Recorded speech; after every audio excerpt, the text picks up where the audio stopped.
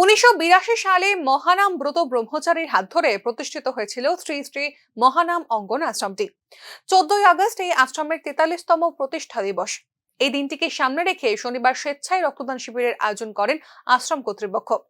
রক্তদান শিবিরের উদ্বোধক হিসেবে উপস্থিত ছিলেন মুখ্যমন্ত্রী ডক্টর মানিক সাহা। এছাড়া উপস্থিত ছিলেন মন্ত্রী সুশান্ত চৌধুরী, সংস্থার সম্পাদক সুদীপ কুমার রায় সহ অন্যান্যরা। এই রক্তদান উৎসবে মন্দির কর্তৃপক্ষ বন্যা দুর্গতদের সাহায্যার্থে 50,000 টাকা চেক তুলে দেন মুখ্যমন্ত্রীর ত্রাণ তহবিলে। এখানে উপস্থিত থাকার জন্য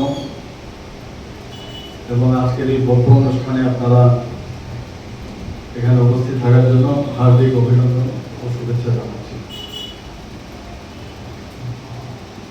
30 বছর ধরে প্রভু জগবন্ধু সুন্দরী, যিনি একজন সন্ন্যাসী ছিলেন,